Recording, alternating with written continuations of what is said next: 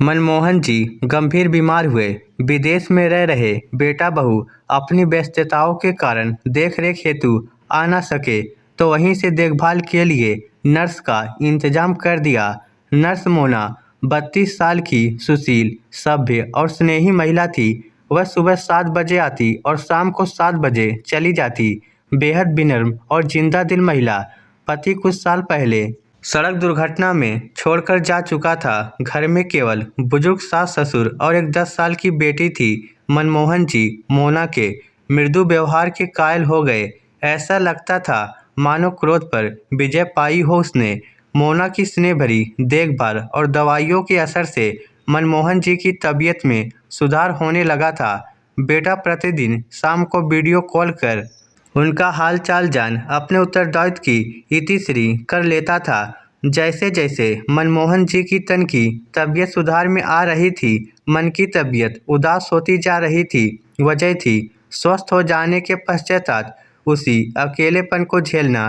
पिछले 1 महीने से मोना ऐसे ही हिल मिल गई थी जैसे उनकी अपनी ही बेटी हो। इतवार के दिन वह अपनी बेटी साध्वी को भी साथ ले आती थी। उसकी प्यारी प्यारी भोली बातों से रविवार बड़ा सुकून भरा कटता था। मनमोहन जी चाहते थे मोना यहीं रह जाए, लेकिन वह होममेड नर्स नहीं थी। उसके जाने के ख्याल भर से बुढ़ापे का अकेलापन उनकी बेचैनी बढ़ा देता। जब तक मोना घर में रहती, ये बड़ी सी इमारत घर लगने लगती। शाम को उसके जाने के बाद यही घर बुतहा बंगला बन डराने को दौड़ाता। खैर, चाहने से क्या होता है। वह दिन भी आ गया जिस दिन मोना का उस घर में अंतिम दिन था। मनमोहन जी पूर्णतः स्वस्थ हो चुके थे। देखभाल के खर्च और मोना के कार्य का भुगतान उनका बेटा ऑनलाइन कर चुका था। सुबह से ही मनमोहन जी का दिल बड़ा भारी था। ऐसा महसूस हो रहा था जैसे अपनी बेटी को विदा कर रहे हों। इतवार था तो साध्वी भी आई थी साथ। शनिवार को उसके लिए लाई ड्रेस, शू, खिलौने, मिठाई बड़े प्यार से उसे दुलार करते हुए थमाई। साध्वी ये सब लेने के लिए झिझकी और अपनी मम्मी की तरफ देखा। मम्मी की नज़रों की अनुमति मिलते ही उसने सब उत्साह से लपक कर अपनी छोटी सी गोद में समेट लिया। उसे यूं चहकता देख मनमोहन जी बड़े खुश हुए। फिर मोना की ओर देखकर एक थैला उसके हाथों में भी थमा दिया। इसमें क्या है अंकल जी? मोना ने अपनी उसी चीर परिचित कोमल आवाज में पूछा। तुम्हारे लिए सूट, मनमोहन जी ने मुस्कुराते हुए कहा। लेकिन अंकल जी, इसकी क्या जरूरत थी? साध्वी के लिए कितना कुछ ले आए आप, और मैं अपने काम के पैसे भी ले चुकी। मोना ने प्रेम भरे शिकायती लहजे में कहा। जरूरत नहीं थी बेटा, यह तो बस एक बूढ़े पिता का अपनी बेटी के लिए स्नेह समझो तुम। कहते हुए मनमोहन जी ने आशीर्वाद भरा हाथ मोना के सिर पर फेरा। ये देखकर मोना की पलकें भारी हो आई। सब अपना सामान उठा दोनों माँ बेटी जाने को तैयार हुई तो अचानक मोना ठहरी और मुड़कर मनमोहन जी को देखा। उनकी आंखों में आंसू थे। 5 मिनट दोनों तरफ बेछो की पीड़ा रिश्ती रही।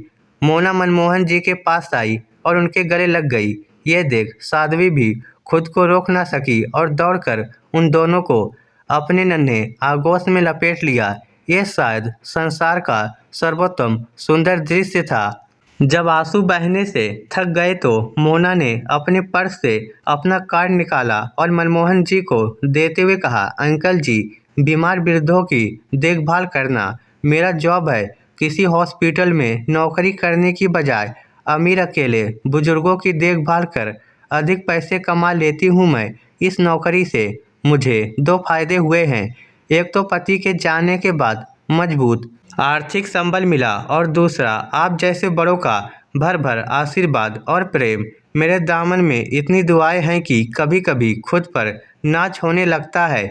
जितने भी अकेले वृद्धों की मैंने देखभाल की है, उनसे पारिवारिक रिश्ते बन गए हैं। सभी सुबह अपने अपने जरूरी काम निपटा कर मेरे घर आ जाते हैं और आपस में खूब हंसी मजाक बातें करके पूरा दिन बिताकर शाम को खाना खाकर जाते हैं। इससे मेरे बुजुर्ग हो चुके सास ससुर को भी साथ मिल जाता है। सुबह मेरे ड्यूटी और साध्वी के स्कूल चले जाने के बाद वह भी अकेले रह जाते हैं। इस तरह सभी अकेले बुजुर्ग आपस में अपने सुख दुख बांटकर अपना परिवार बनाए हुए हैं। क्या आप भी इस परिवार का हिस्सा होना चाहोगे? मनमोहन जी ने कार्ड हाथ में लिया और पुनः मोना को जी भर आशीर्वाद देते हुए कहा, तुम कितनी नेक दिल इंसान हो बेटी। तुम्हें जन्म देने वाले धन्य हैं जिन्होंने सचमुच एक मनुष्य को जन्म दिया है। जरूर बनूंगा तुम्हारे परिवार का हिस्सा, जरूर। कहते कहते मनमोहन जी का गला रुंध आया। तुम्हारे नहीं, हमारे परिवार का हिस्सा बोलो। दद्दू और मम्मी तो रोजाना शाम को आती है, लेकिन मैं जल्दी आ जाती हूँ। अटेंडेंस मैं ही लेती हूँ सबकी। साध्वी की इस बाल सुलभ बात ने तीनों के चेहरे पर प्यारी सी मुस्कान ला दी और तीनों फिर से गले लग गए। ये सचमुच संसार का सबसे सुंदर पल था। कुछ नए से अधूरे लोग अपने स्नेह से एक दूसरे के जीवन में प्रेम खुशियों को भर रहे थे। यह सचमुच एक पूरा भरा पूरा परिवार था। इस स्टोरी को लेकर आपकी क्या राय है? नीचे कमेंट करके हमें ज़रूर बताइएगा। धन्यवाद।